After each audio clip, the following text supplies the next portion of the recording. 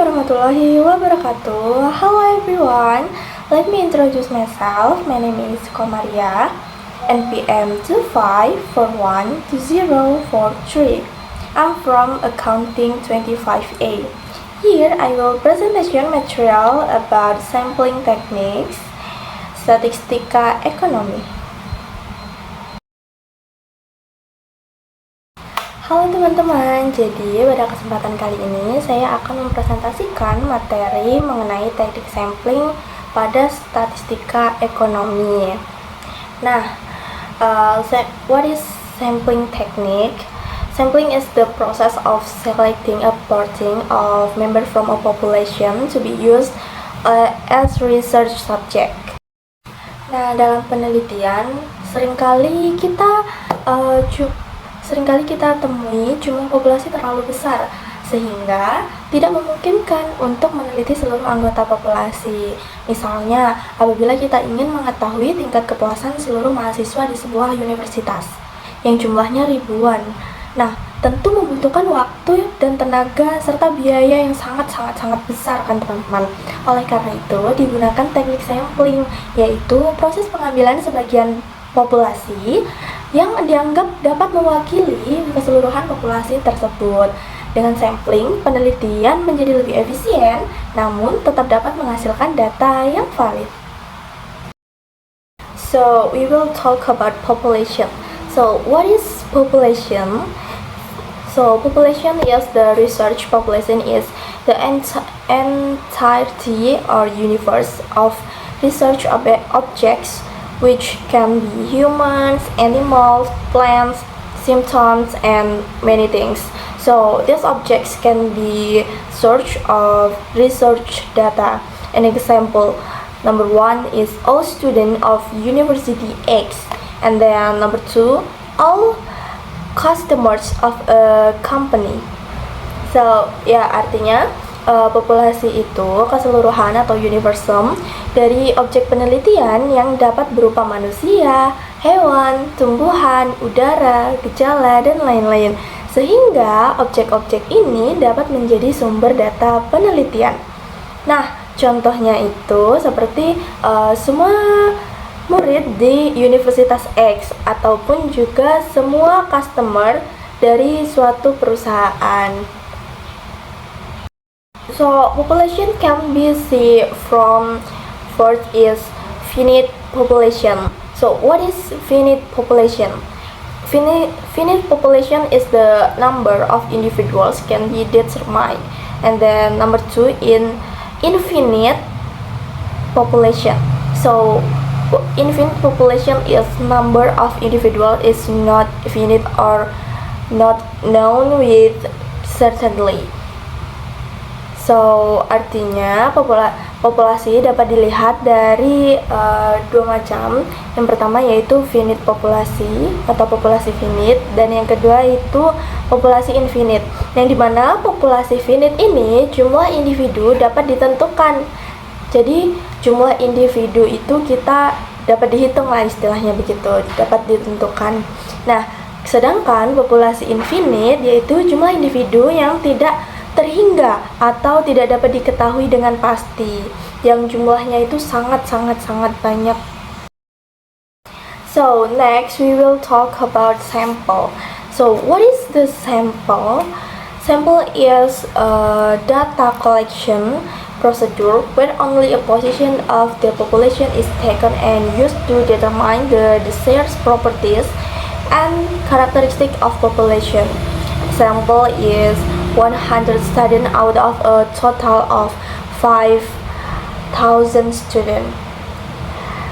So, artinya sampel yaitu suatu prosedur pengambilan data yang dimana hanya sebagian populasi saja yang diambil dan dipergunakan untuk menentukan sifat serta ciri yang dikehendaki dari suatu populasi. So, reason to use samples. Number 1 is research constants, and then number 2 is accuracy. Nah, alasan kenapa sih kita harus menggunakan yang namanya sampel? Yang pertama yaitu karena kendala sumber daya. Yang kedua yaitu untuk ketepatan. So next, this is population versus sample. This different sampling. So we can see population like A, B, C until Z, and then sample not all, but hanya sebagian dari populasi. Jadi kalau populasi itu dapat kita lihat seperti pada tabel ini. Kalau populasi itu dari misal ada anggota populasi dari A sampai Z. Nah, kan banyak kan dari A sampai Z. Nah, sedangkan kalau sampel itu hanya sebagiannya. Seperti pada gambar tersebut hanya mengambil sampel A, C, F, H, M, L, R, X, T, B, dan S. Gitu. Jadi kalau populasi itu jumlahnya banyak, sedangkan sampel itu beberapa atau sebagian dari populasi yang dapat mewakili populasi tersebut. So next is objective sampling. The main purpose of using samplings are to reduce research costs, and then to speed up the data collection process, and then to simply data processing and analysis, and then to obtain representative research result. Nah, sampling dilakukan karena memiliki beberapa tujuan utama. Beberapa tujuannya yaitu yang pertama, untuk menghemat biaya penelitian karena peneliti tidak perlu menjangkau seluruh populasi gitu, jadi hanya sebagian populasi saja. Nah, yang kedua itu untuk menghemat waktu sehingga proses penelitian dapat diselesaikan dengan lebih cepat. Nah, yang ketiga yaitu untuk memudahkan pengelolaan data karena jumlah data yang dianalisis lebih sedikit karena sudah mewakili seluruh populasi gitu. Dan yang terakhir, sampling memungkinkan penelitian tetap dilakukan secara efektif tanpa mengurangi kualitas hasil penelitian. So next, we will talk about types of sampling techniques. So types of sampling technique are the methods used to select samples from a population. Nah, two types of sampling techniques is number one is probability sampling, and then number two is non-probability sampling. So what is probability sampling? Probability sampling is a sampling technique in which each member of population has an equal chance of being selected. So non-probability sampling is a sampling technique in which not all members of the population have an equal opportunity to be selected. Nah, artinya di sini kita ada dua tipe teknik sampling. Jenis sampling yang pertama yaitu probability sampling. Probability sampling merupakan teknik pengambilan sampel yang memberikan peluang yang sama bagi setiap anggota populasi yang dipilih. Selanjutnya yaitu ada non-probability sampling. Jadi non-probability sampling itu berbeda dengan probability sampling karena teknik ini tidak memberikan peluang yang sama bagi seluruh anggota populasinya dan dia itu memiliki peluang yang berbeda. So, probability sampling and non-probability sampling have many types. So number one, probability samplings have 4 types. Number one is sample random sampling, and then number two, stratified sampling, and then cluster sampling, and the last one is systematic sampling. So the non-probability samplings have 5 types. Number one is confidence sampling, and then number two is purposive sampling, and then judgment sampling, and the number 5 is quota sampling, and the last one is noble sampling. So number one is sample random samplings. What is sample random sampling? Sample random samplings is a method of selecting samples randomly without considering strata. In example, drawing respondent numbers by lottery. Nah, yang pertama tipe probability sampling yaitu sample random sampling, yang dimana sample random sampling ini yaitu pengambilan sampel secara acak. So number 2 is stratified sampling. What is stratified sampling? Stratified sampling is the population is divided into several groups or strata, and samples are selecting from each stratum. Example is student are grouped on semester level. Nah, tipe yang kedua dari probability sampling yaitu stratified random sampling, yang dimana populasi dibagi ke dalam strata atau kelompok tertentu. Nah, stratified sampling tersendiri dibagi jadi dua nih, yaitu proporsional dan non-proporsional. Yang dimana proporsional yaitu jumlah sampel yang diambil dari tiap strata sebanding atau sesuai dengan populasi ukurannya. Sedangkan kalau disproporsional, yaitu jumlah sampel yang diambil di setiap strata jumlahnya sama, tidak sebanding dengan jumlah populasi sampel dari setiap stratanya. Jadi kalau proporsional itu sebanding, sedangkan kalau disproporsional itu jumlah yang diambil itu tidak sebanding. So next is cluster sampling. So what is cluster sampling? Cluster sampling is the population is divided into clusters or groups, and certain clusters are selecting as samples. An example is selecting several class as research samples. Nah, tipe yang ketiga ini cluster sampling, yang dimana populasi dibagi menjadi kelompok atau cluster atau area tertentu. Teknik pengambilan sampling digunakan untuk menentukan sampel bila objek yang akan diteliti atau sumber datanya sangat luas. Metode ini populasi dibagi berdasarkan area atau cluster, lalu beberapa cluster tersebut dipilih sebagai sampel. Dari cluster tersebut bisa diambil seluruhnya maupun sebagian untuk dijadikan sampel. Nah, anggota populasinya sendiri di setiap cluster tidak perlu homogen. So, the last one is systematic sampling. So what is systematic sampling? Systematic sampling is a method of selecting samples based on a fixed interval. Example is choose every 10 respondent. So yang terakhir yaitu atau yang keempat yaitu systematic sampling, yang dimana pemilihan sampel berdasarkan interval tertentu. Nah, systematic sampling ini pemilihan sama hampir mirip dengan random sampling. Yang jadi perbedaannya yaitu cara pemilihan elemen-elemen untuk dijadikan sampel. Dalam pemilihan sistematis, seluruh elemen yang ada pada pemilihan sampel diberikan nomor urut. Nah, jika N adalah jumlah populasi, N besar. Nah, kalau N kecil adalah jumlah sampel, maka selanjutnya membagi anggota populasi menjadi K atau kelompok dalam yang dimana dengan ketentuan K harus lebih kecil atau sama dengan N. So next we have non-probability sampling. Types of non-probability sampling is number one is confidence sampling. Confidence sampling is selecting samples based on ease of access. Example is students who are currently in the library. Nah, jenis sampling dari non-probability sampling yang pertama yaitu confidence sampling, yaitu memilih sampel yang paling mudah dijangkau. Confidence sampling ini yaitu teknik pengumpulan sampel berdasarkan kebetulan, juga bisa dikatakan sebagai kebetulan gitu. Contohnya seperti memilih yang teman-teman dekat saja. Number two is purposive sampling. Purposive sampling is selecting sampling based on specific criteria. Example is final year student. Nah, maksudnya yang kedua yaitu kita ada purposive sampling, yang dimana memilih sampel berdasarkan kriteria tertentu. Teknik pengambilan sampel ini responden yang dijadikan sampel berdasarkan kriteria tertentu. Next is judgment sampling. Judgment sampling is sampling technique with certain consideration. Nah, tipe non-probability yang ketiga yaitu judgment sampling, yang dimana teknik pengambilan sampel yang mempertimbangkan membutuhkan pertimbangan tertentu gitu. So number four is quota sampling. Quota sampling is the sampling technique involves determining the quota in advance for each group. Before the quota is met, the research is not considered complete.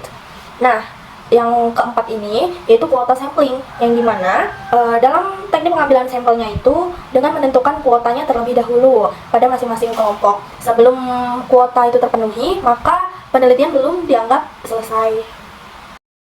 So the last one is snowball sampling. What is snowball sampling? Snowball sampling is a sampling technique where the amount is initially small and then increases. Like a rolling snowball, the gradually gets bigger. Nah, yang terakhir yaitu snowball sampling, yang dimana pada snowball sampling ini teknik pengambilan sampelnya yaitu apabila semua anggota populasi digunakan sebagai sampel. Pada snowball sampling ini teknik pengambilan sampelnya dimana mula-mula jumlahnya itu kecil, kemudian menjadi semakin membesar, ibarat bola salju yang menggelinding dan lama-lama akan membesar. Simpulnya yaitu responden awal merekomendasikan responden berikutnya. Nah, teknik ini biasa digunakan ketika populasi sulit untuk diidentifikasi. So next we have teknik untuk menentukan ukuran sampel. Yang pertama yaitu ada teknik solving, dan yang kedua itu pendekatan Isaac-Michael atau kita gunakan Isaac-Michael ketika kita tidak mengetahui jumlah populasinya.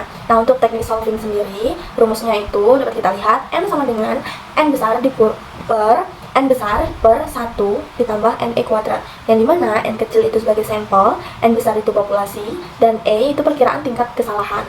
Nah, untuk pendekatan Isaac-Michael, itu rumusnya ada di N sama dengan dalam kurung ZA kuadrat per 2 dikali P dikali Q per E kuadrat, yang dimana N kecil itu sebagai sampel, P sebagai proporsi populasi, Q sama dengan 1 dikurang P, Z sama dengan tingkat kepercayaan, dan E yaitu margin of error. Nah, kita punya contoh soal nih tentang rumus solving. Nah, soalnya itu kita akan meneliti pengaruh upah terhadap semangat kerja pada karyawan PT Mencari Cinta Sejati. Nah, di dalam PT tersebut terdapat 130 karyawan dengan tingkat kesalahan pengambilan sampel sebesar 5%. Nah, pertanyaannya, berapa jumlah sampel minimal yang harus diambil? Nah, mari kita ulas pembahasannya. Menggunakan rumus solving berdasarkan soal yang tadi dapat kita ketahui menggunakan rumus N kecil atau sampel, banyaknya sampel sama dengan N besar per 1 ditambah NE kuadrat, yang dimana N kecil itu jumlah sampel, dengan N besar itu populasi, dan 1 ditambah N besar populasi, dan E itu tingkat kesalahan dan dikuadratkan. Nah, langsung saja kita masukkan ke dalam rumus. N sama dengan N besar dapat kita ketahui yaitu 130 per 1 ditambah N besarnya 130, dan E kuadratnya itu dapat kita ketahui dari soal itu kan tingkat kesalahan 5%. Nah, kita bagi 5 dibagi 100 menghasilkan 0,05. Kemudian 0,05 ini kita kuadratkan sehingga jika sudah kita jumlahkan semuanya dapat kita ketahui jumlah sampel minimal yang agar bisa dijadikan sampel yaitu minimal harus memiliki 98,11. Nah, selanjutnya soal yang kedua yaitu seorang mahasiswa akan meneliti tingkat kepuasan terhadap pelayanan bus Transjakarta. Proporsi masyarakat menggunakan bus 0,3 dengan tingkat signifikansi 90% dan margin error 10%. Nah, pertanyaannya, tentukan berapa jumlah sampel yang harus diambil. Nah, mari kita bahas untuk soal yang nomor 2 yaitu populasi tidak diketahui. Nah, kita cari dulu nih alfanya. Alfa sama dengan 1 dikurang 0,9 sehingga menghasilkan 0,1. Nah, kemudian alfa dibagi 2 sama dengan 0,1 tadi dibagi dengan 2 sehingga menghasilkan 0,05. Terus selanjutnya Z sama dengan 1 dikurang 0,05 sama dengan 0,95 yang didapat dari distribusi normal 1,64. Kemudian P dan kita ketahui yaitu 0,3, Q 1 dikurang P yang dimana 1 dikurang 0,3 menghasilkan 0,7. Kemudian E atau margin error yaitu 0,1. Nah, kemudian nilai-nilai yang sudah kita dapatkan tadi langsung saja kita masukkan ke dalam rumus, yang dimana rumusnya yaitu N sama dengan ZA per 2 kuadrat dikali P dikali Q per E kuadrat, yang dimana langsung saja kita masukkan N sama dengan ZA itu 1,64 kita kuadratkan, terus P sama dengan 0,3 dan Q 0,7, kemudian per atau dibagi dengan E kuadrat yaitu 0,1 kuadrat, sehingga saat sudah kita jumlahkan semuanya N sama dengan 56,8 sehingga dapat kita bulatkan menjadi 57. Jadi sampel yang diperlukan yaitu 57 orang. Nah, berdasarkan materi yang sudah disampaikan tadi dapat kita simpulkan bahwa sampling is an important method in statistics for obtaining representative data from a population without studying all members of the population. Choosing the appropriate sampling technique will improve the validity and quality of research results. That's all my presentation about sampling technique. Thank you for your nice attention. I close. Wassalamualaikum warahmatullahi wabarakatuh. Bye bye.